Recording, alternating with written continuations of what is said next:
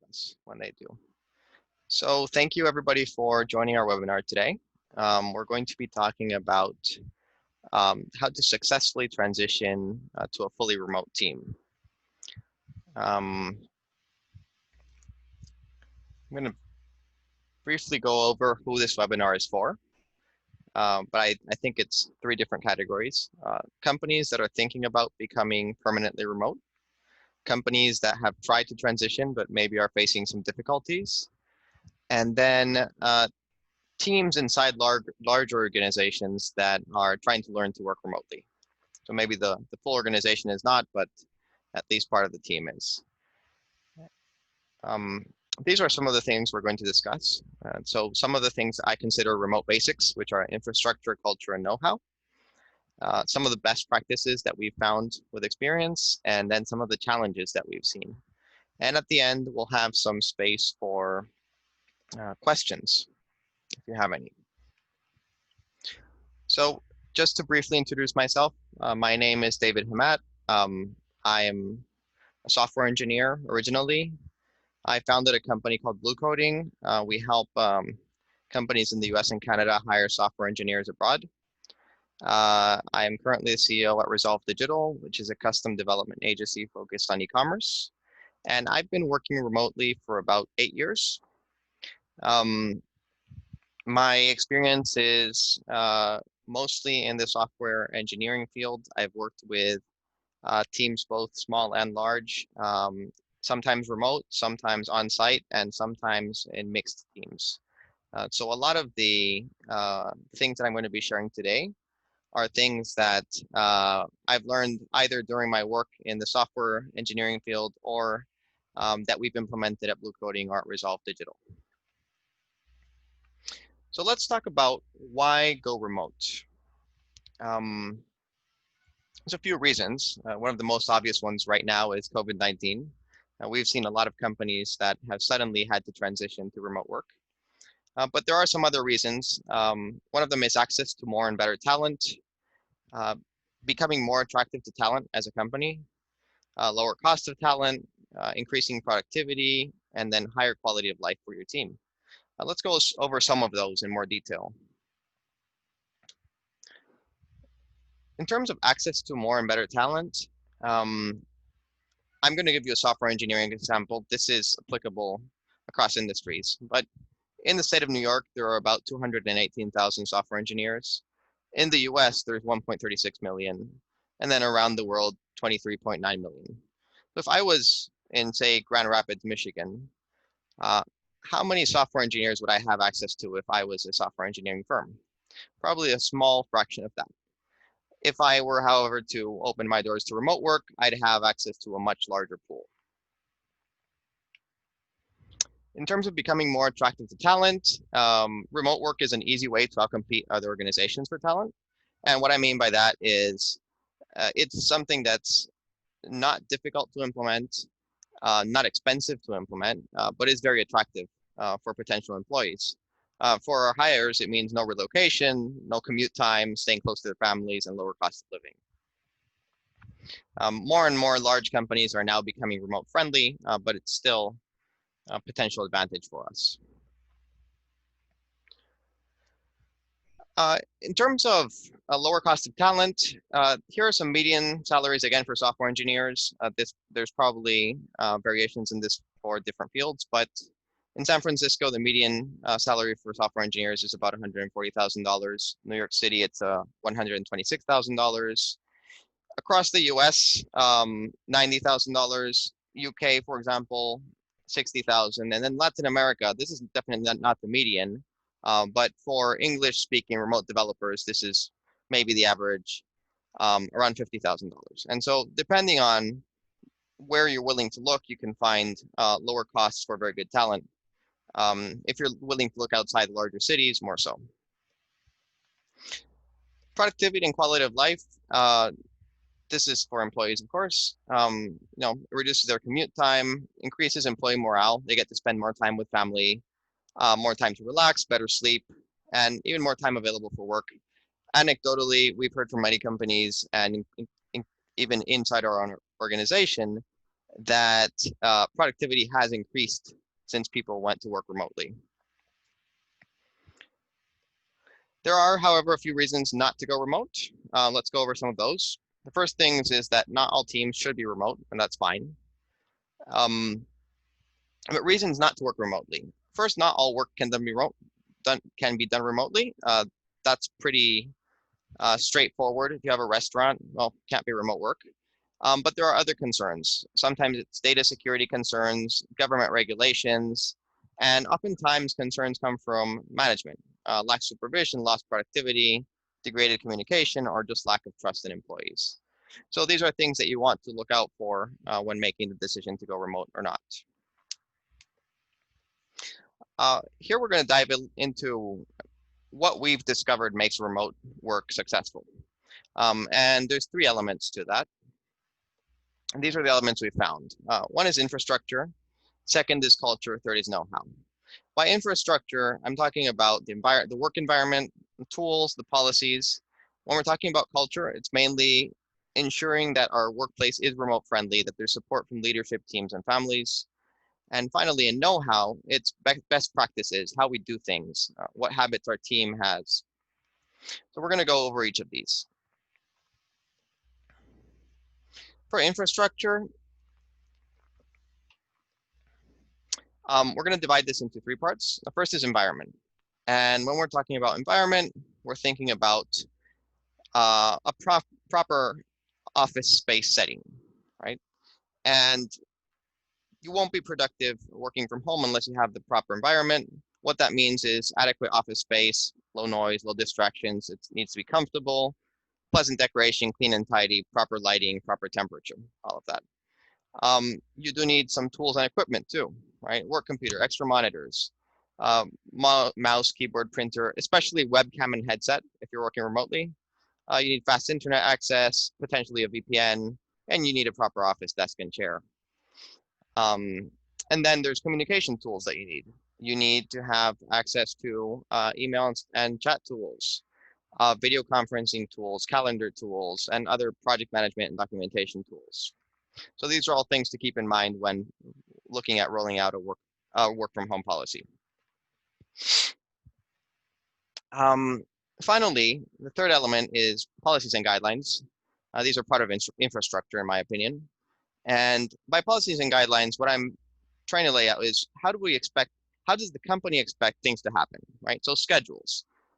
What schedule do we expect our remote workers to work from? Is it 9 to 5 or is it flexible? How do they take personal time off? What are the sick day policies? How do they handle emergencies such as power outages? When do we expect them to be available via chat and email? Do we have policies for what the home office should be? So we need to set all of these up. When thinking about how to get infrastructure right, there's a few steps we can take. So one thing is ensuring we have clear policies and guidelines for remote work. I think a lot of companies have started remote work without clearly outlining what that needs to look like. And so we want to make sure that everybody who's working remotely understands what they're expected in terms of scheduling, availability, home office requirements, etc. As a company, you can produce a home office setup checklist, listing out what you would expect from a home office and just offer that to your employees. You can offer support for equipping the home office. We told our employees they could take their desks home, but you might need to provide them with equipment. Sometimes it's offer them a monthly subsidy for equipment or services. And the other thing is offering one-on-one guidance to team members that need it in terms of setting up their home office.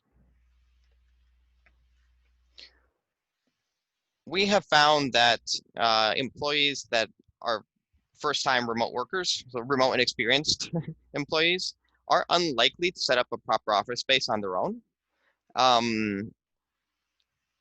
And they especially need accompaniment in this process.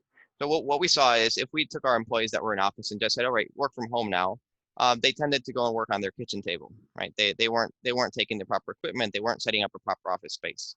And it took some guidance on the company's part to set that up.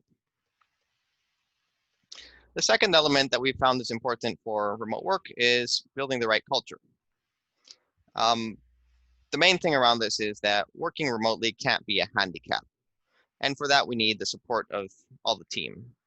So the first thing we're going to talk about is leadership support.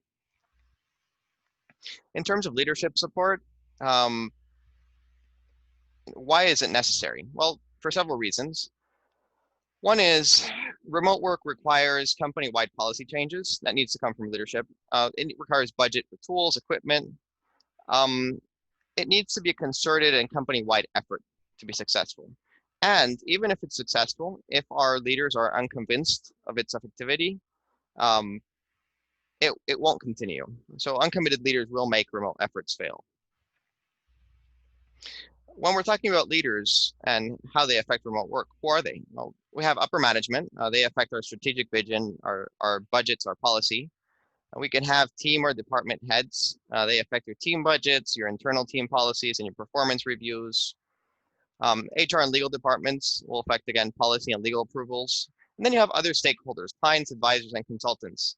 If they feel that remote work isn't working for them, then they may raise some concerns that could affect its rollout. So how do we gain their support? Well, for upper management, what we would suggest is simply to outline a proposal on why we should go work remotely, including risks, benefits, costs, and what the implementation looks like. And once we need to have their approval before we can go ahead with this experiment. Next step would be introduce it to team management. You need to go and have a one-on-one conversation with each of your team managers. A lot of them will have concerns related to their particular teams. And we need to take notes of these challenges, these concerns, and what workarounds we can offer for them.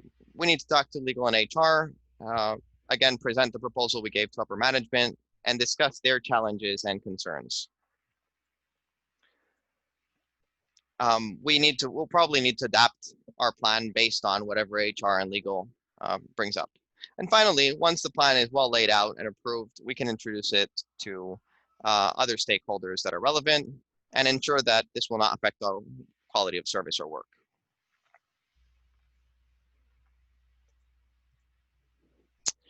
Once we have support from leadership, we're going to need team support. Why? It's very easy. We essentially need every team member to be on board with the idea for the remote work option to be successful. Team members will be required to make changes in how they work. They'll be required to make new efforts and adapt to new policies. And we want to ensure that they don't feel their productivity is dropping as a result of working remotely. Additionally, remote work might create uncertainty. How will my promotion be affected?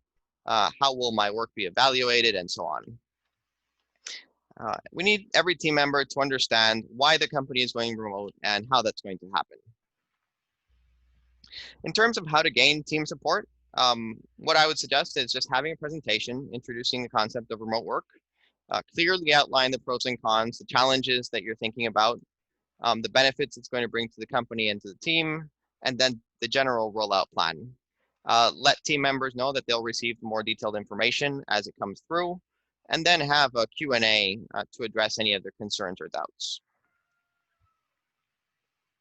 And finally, we need family support. Let's talk about that a little bit. A lot of our team members live with their families, and families can be an important source of distraction during work hours. Some family members, especially more elderly ones, may not understand the concept of working from home. And if your team's families understand, that this is real work, it requires their help, they may be able to help with reducing distractions, helping with the responsibilities, and offering other types of support. In terms of how we can obtain support from the family, the first thing is having a conversation with your team members about the importance of talking to their families. You can offer up talking points that they can use on things that they might need to address with their families.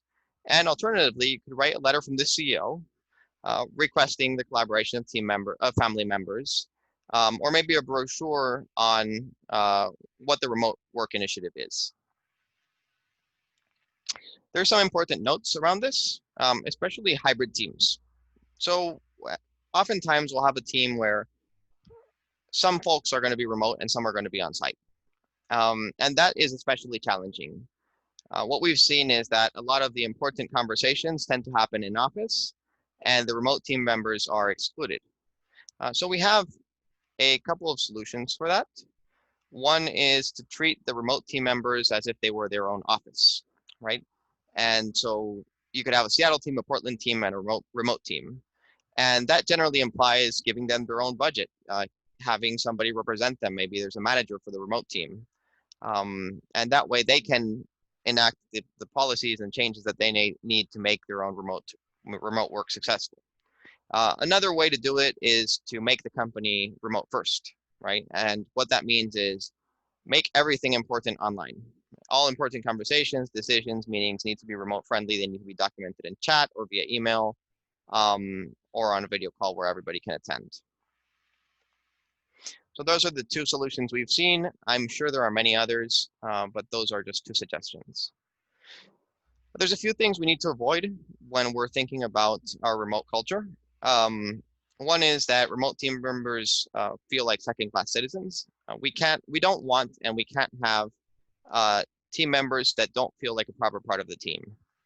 The second thing is team members receiving penalties in their performance reviews or general assessments because they are remote, and that might be unintentional, but it might still happen. And so we need to work on really instilling the right culture into the management structure and the team so that we can avoid these issues.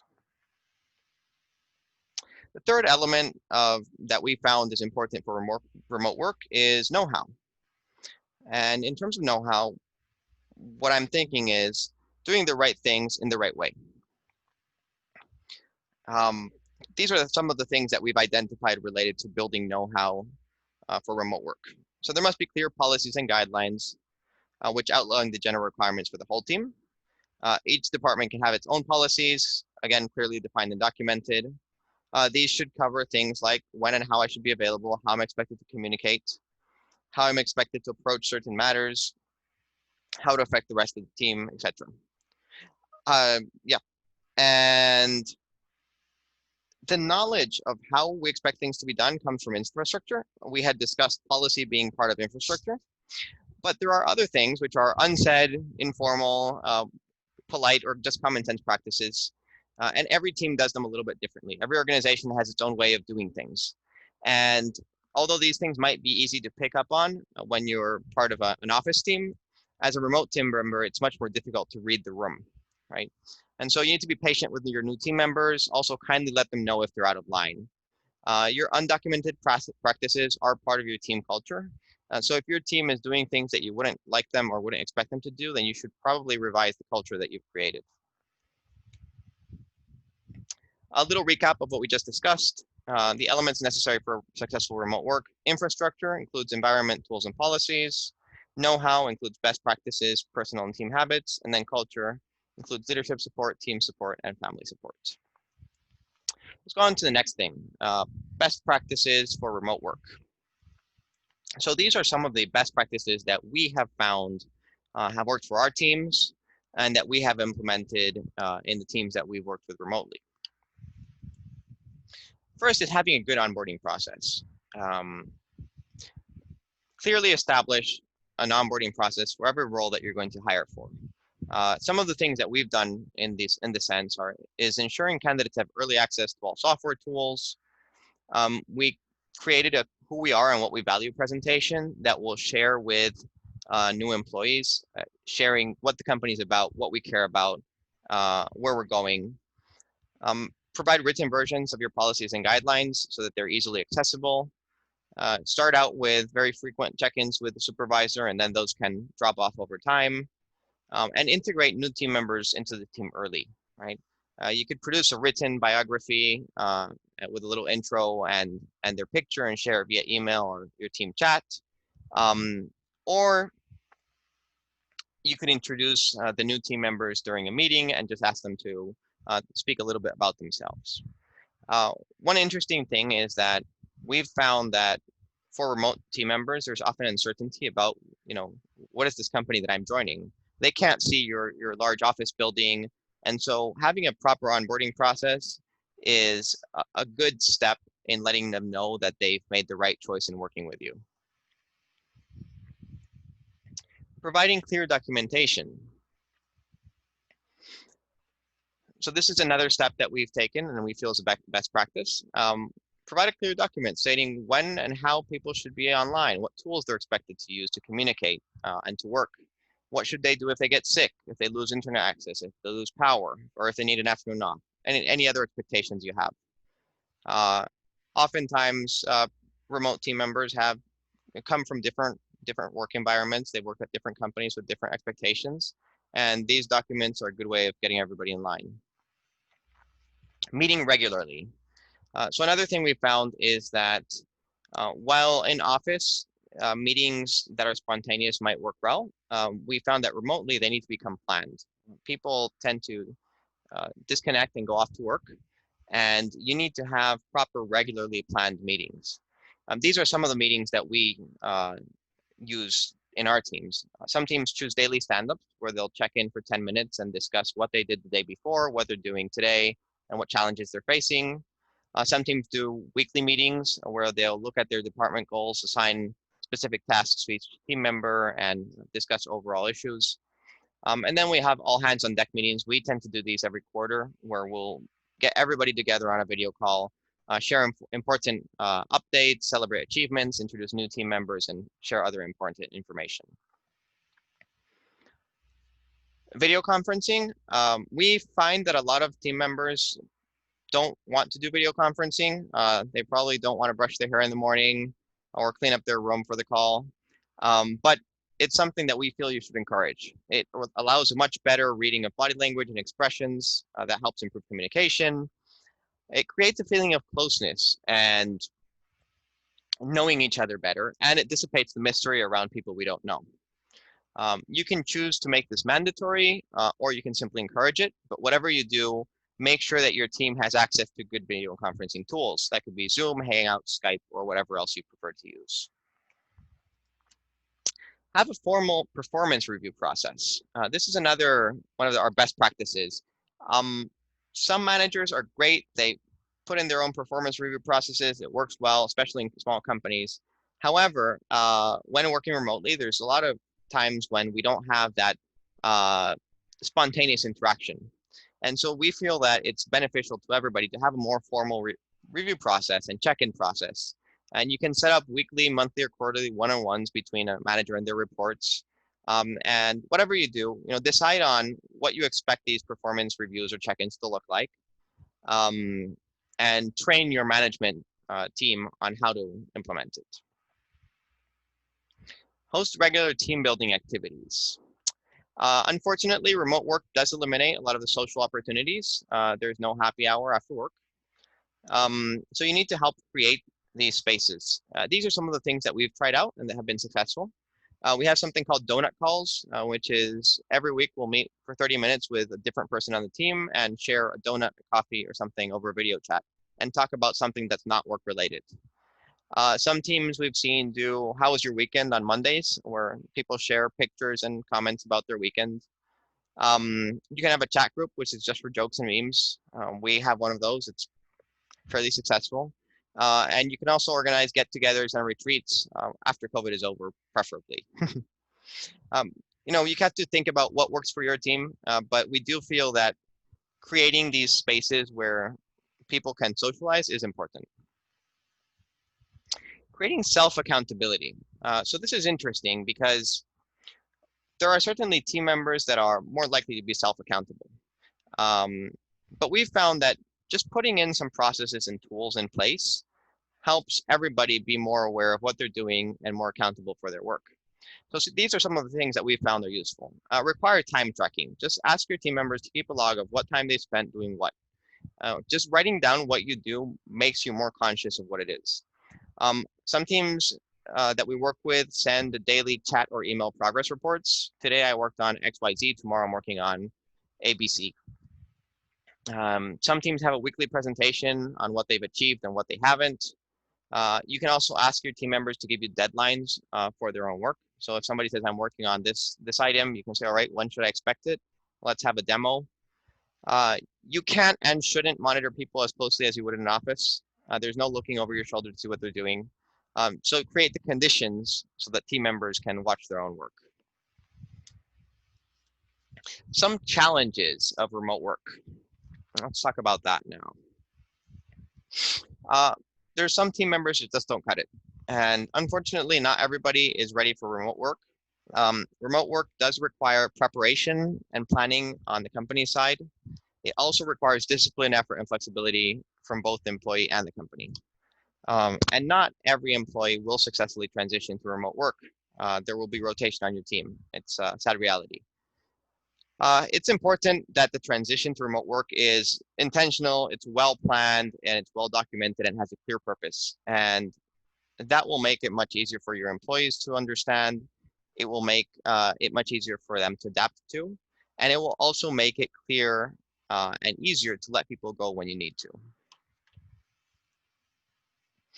Another challenge that we've found is quite common is just the physical home office space challenge, right? So not everybody has an adequate home office. Some people don't have a spare bedroom. Some people have loud children, interrupting spouses, street noise, slow internet, you name it.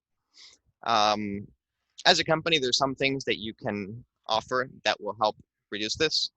You can offer them equipment, you can offer services, higher internet connection speed, certain tools. You could subsidize certain things like childcare support. On our team, we're subsidizing gym memberships, which is a little bit different, but same idea. How do we make remote work more pleasant, more and easier?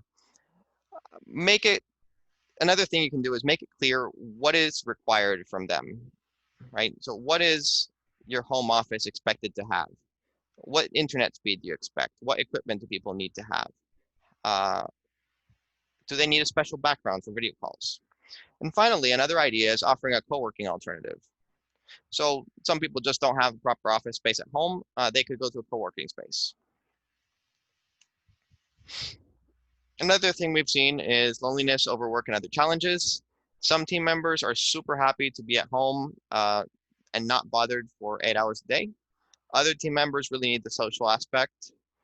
We've seen some team members that when they start working from home, the lines between what should be their time and company time get blurred, and they start overworking. And so there's a few things that you need to do to just make sure that nobody gets burnt out. Um, have your HR person or team do well-being check-ins with different team members and see how they're feeling. This could, it could be providing them guidance on how to address certain issues with their home office, or just simply having a conversation with them about how they feel. Again, create spaces for non-work related conversation, via chat or video calls. That can help add a little bit of the social aspect back. And encourage team building and integration activities. You can have movie nights, you can have shared playlists, you can have a secret Santa. There's a number of other things that you can do. You're going to have to adapt it to your own company. Poor communication, that's something that we see often, especially with teams that rely a lot on face-to-face or spontaneous conversations, right? Um, Suddenly, we need to make everything written, and we need to make sure that every important piece of communication is put in the right channels and sent to the right people. The other thing is encouraging regular video conferences. Again, they really help with communication. Management oversight. So we've seen some managers who have issues when their teams become remote because they used to rely on their gut a lot, on looking and seeing what people were doing, and now they don't have a lot of the information that they used to have. So it's important to create regular spaces for managers to meet with their team. Right? You can help them implement a structure. Maybe it's meet once a week, every 2 weeks, whatever it is. There needs to be a regular moment when people sit down and say, all right, this is what we've been working on. This is how it's going. These were our goals. This is how we're performing on them. Um, and again, formalize how performance is being evaluated. That will help a lot.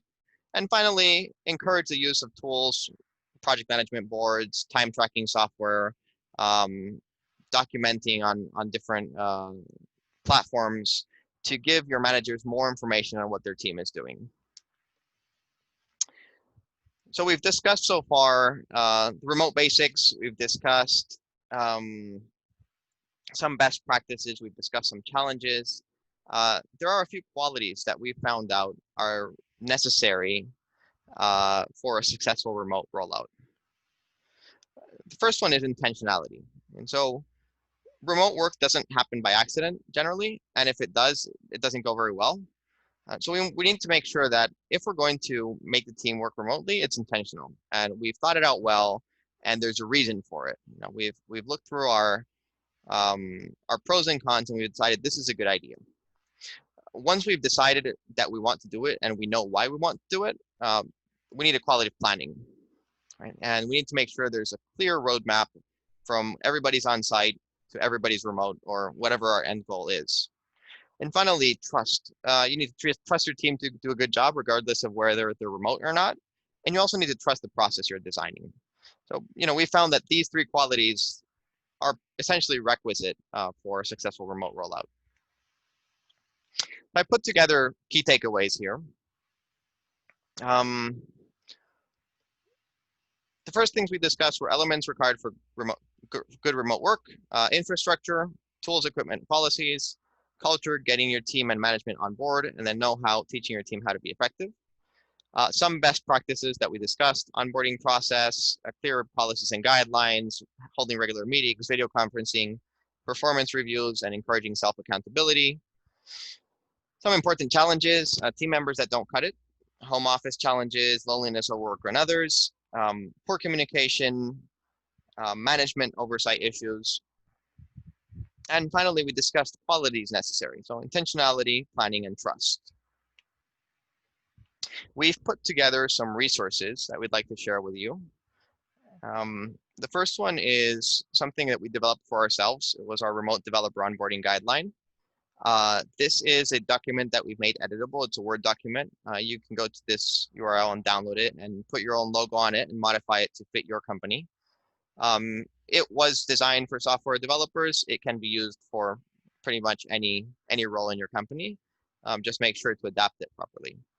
That includes important contacts, email and chat standards, time tracking policies, schedules and availability, holidays and time off, home office setup, how to deal with internet outages and power failures, and some forms. The website is bluecoding.com/onboarding-download. Another document that we put together for you is a remote work checklist. This is just a list of items that you should address during a remote work rollout. They are a little bit more detailed than the things that we've discussed in the webinar today, and a little bit less strategic. So maybe something that you'd like to offer to your department heads. You can find it at bluecoding.com/remote-work-checklist. Again, you can download it, modify it, put your own logo on it, and give it out to your employees. That includes preparation, home office setting, goal setting, trackings, meeting, file management, culture, and team building. And the site again is bluecoding.com/remote-work-checklist. So I think that's what I had to share. I did want to open a few